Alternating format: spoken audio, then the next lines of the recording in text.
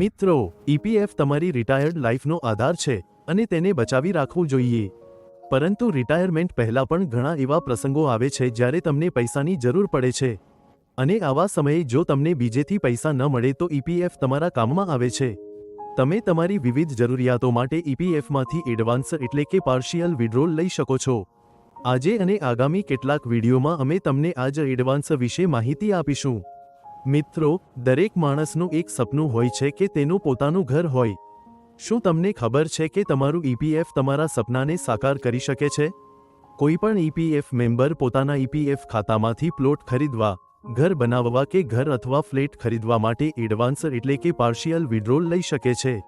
આ એડવાન્સ લેવા માટે કુલ સભ્યપદ ઓછામાં ઓછું 5 વર્ષની હોવું જોઈએ અને તમારા ખાતામાં ઓછામાં ઓછા 1000 રૂપિયા કર્મચારીના યોગદાનનું બેલેન્સ હોવું જોઈએ. પ્લોટ કે મકાન સભ્ય કે તેના જીવનસાથી કે બંનેના મજિયારા નામે હોવું જોઈએ. એ પણ જાણી લો કે આ કામ માટે તમને કેટલી રકમ એડવાન્સ તરીકે મળી શકે છે. જો તમે પ્લોટ ખરીદવા માટે એડવાન્સ લઈ રહ્યા છો, તો 24 મહિનાનો પગાર કે જેના પર ઈપીએફ યોગદાન આપવામાં આવ્યું છે, કે તમારા ખાતામાં વ્યાજ સહિત જમા કુલ રકમ, કે પ્લોટની કુલ કિંમત, આમાંથી જે સૌથી ઓછું હોય તે રકમ તમને એડવાન્સ તરીકે મળી શકે છે.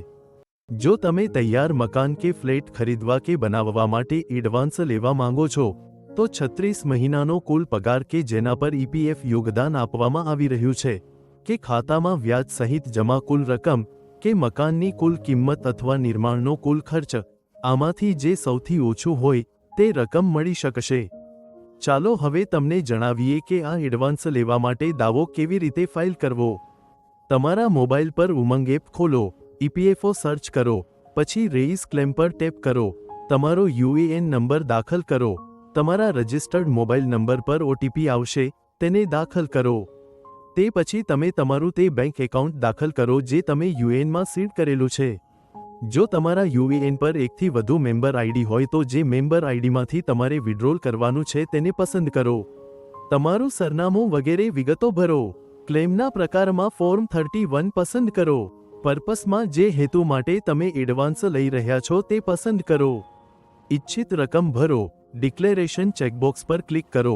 આધારથી ઓટીપી મેળવો અને દાખલ કરીને સબમિટ કરો. થઈ ગયો ક્લેમ ફાઇલ. તમારે કોઈપણ પ્રકારનું પ્રમાણપત્ર કે બેંક ચેક અથવા પાસબુક સબમિટ કરવાની નથી. ઉમંગ એપ ઉપરાંત તમે મેમ્બર પોર્ટલ પરથી પણ ક્લેમ કરી શકો છો. તેની પ્રક્રિયા જાણવા માટે જુઓ અમારો પહેલાનો વિડિયો જેની લિંક ડિસ્ક્રિપ્શન બોક્સમાં આપવામાં આવેલી છે. તો આ હતી માહિતી હાઉસિંગ એડવાન્સ લેવા વિશે. આશા છે કે તમને આ માહિતી ઉપયોગી લાગી હશે. જો તમને વિડિયો ગમ્યો હોય તો લાઇક અને શેર કરવાનું ભૂલશો નહીં જેથી તમારા પ્રિયજનોને પણ તેનો લાભ મળી શકે.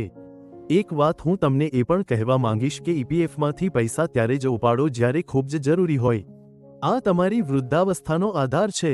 તેને બચાવીને રાખો. આભાર. જય હિન્દ.